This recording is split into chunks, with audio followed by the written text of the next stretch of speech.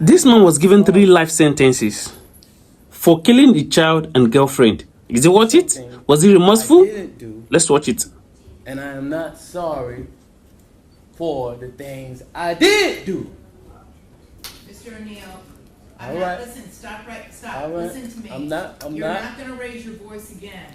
I'm not going to raise my voice again. I'm not. I will have you removed from this courtroom. I can sentence you without you being present. Yes, ma'am. You don't conduct I yourself. understand, Your Honor. Thank you. But I will say, I'm sorry for your loss. 19 years I've been at this job. I've seen human beings killed at the hands of others in every way imaginable. You name it, I've seen it. Shootings, stabbings, drownings, suffocatings, blown apart by cars and DUI manslaughter cases. Horrible things. This is the worst case I have ever seen as far as the facts go.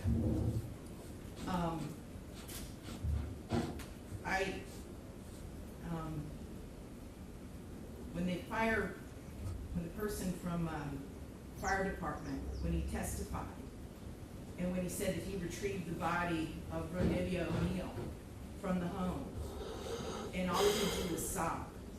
It took every ounce I had not to start sobbing too. Because there is no way any person with any feeling could have witnessed or seen the photos of what occurred that night and not be haunted for the rest of your life. I know I will be. For the rest of my life, I'll be haunted by what I saw as far as the evidence and just the abject cruelty of it all. The abject cruelty. And I was aware, because I reviewed a lot of the discovery ahead of time, as you well know, did a lot of the camera inspection of a lot of documents. And I was aware there was some evidence, at least, that when you needed to recover from your gunshot wound, that neither your parents nor your Aisha, Ms. Robinson, would let you come recover at their home. I don't know if it's true or not. I'm not going to get into a dispute. I'm just mentioning there was some evidence referencing that in the records. And all I could think about, because I knew that Miss Barron was not with you romantically at the time. And I knew that she just out of the goodness of her heart let you come stay with her. And it is beyond tragic that critical decision ended in so much horror for her and for her children. It is unspeakably cruel what happened as a result of that one decision. The way that Ms. Barron died was horrific, and that 911 call, which captured truly all of it. You heard, and everyone who's heard that 911 call heard a death scream.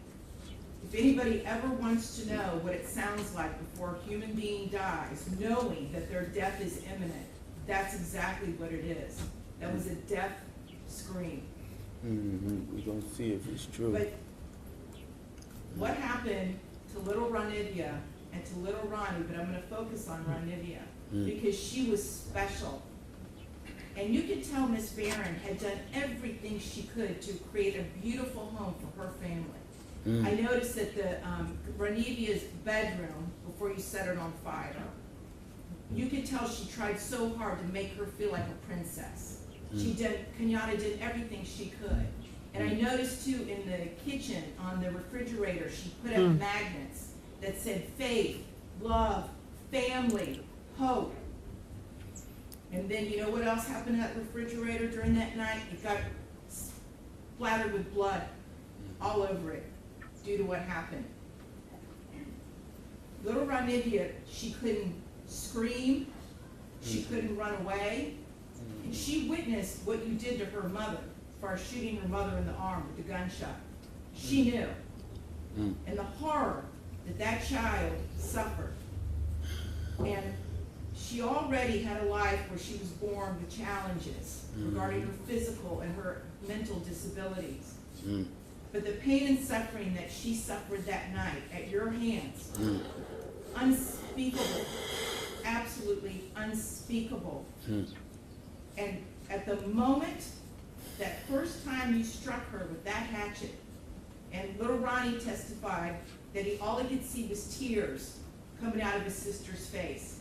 At that moment, that child knew.